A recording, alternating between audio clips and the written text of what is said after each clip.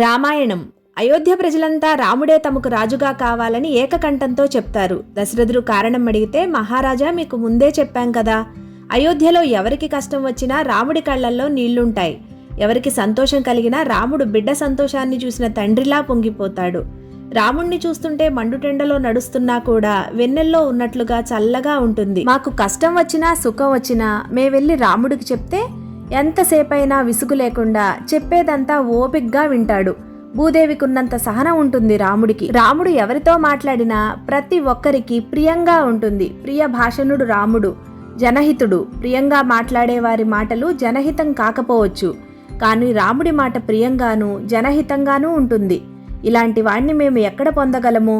మాకు రాముడే రాజు కావాలి, రాముడే రాజు కావాలి అని అందరూ గట్టిగా చెప్తారు. దశరథుడు సంతోషించి సుమంత్రుణ్ణి పంపి రాముణ్ణి సభకు రమ్మని చెప్పమంటాడు. రాముడు రాగానే, ఓ రామ, ప్రజలంతా నిన్ను నా తర్వాత రాజుగా కావాలని కోరుకుంటున్నారు. రేపే శుభదినం, పుష్యమి నక్షత్రం. రేపే నీకు యువరాజ పట్టాభిషేకం. భరతుడు తిరిగి వచ్చేలోపు ఇది జరిగిపోవాలి.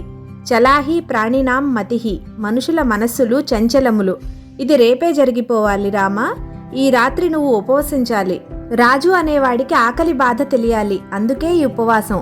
రామా, నువ్వు ఈ రాత్రికి నేలపై దర్బలు వేసుకుని పడుకో, నిగ్రహవంతుడివై ఉండాలి అని చెప్తాడు. రాముడు అలాగే అని చెప్పి తన తండ్రికి నమస్కరించి అక్కడి నుంచి నేరుగా కౌసల్య అంతఃపురానికి వెళ్ళి కౌసల్యకు, అక్కడే ఉన్న సుమిత్రకు యువరాజ పట్టాభిషేకం గురించి చెప్తాడు. అది విన్న కౌసల్య సుమిత్రులు ఎంతో సంతోషంతో రాముణ్ణి ఆశీర్వదిస్తారు. పక్కనే ఉన్న లక్ష్మణుడు రాజు కాబోతున్న తన అన్నను చూసి పొంగిపోతాడు.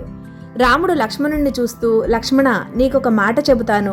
నా ప్రాణమైన ఈ రాజ్యమైన నేనంటూ కావాలని కోరుకుంటే అది నీకోసమే నాయనా అంటూ లక్ష్మణుణ్ణి ఆలింగనం చేసుకుంటాడు. రాముడు వెళ్లి సీతకు కూడా విషయం చెప్తాడు. అంతఃపురంలో ఎటు చూసినా కోలాహలం.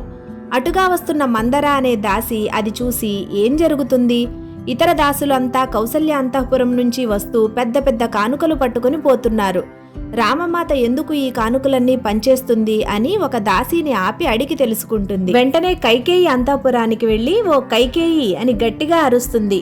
మందర అనే దాసిని కైకేయి తన వివాహ సమయంలో తన పుట్టింటి నుంచి తెచ్చుకుంటుంది. కైకను చిన్నతనం నుంచి పెంచింది. కైక దగ్గరున్న దాసీలలో ప్రధాన దాసి ఈ మందర.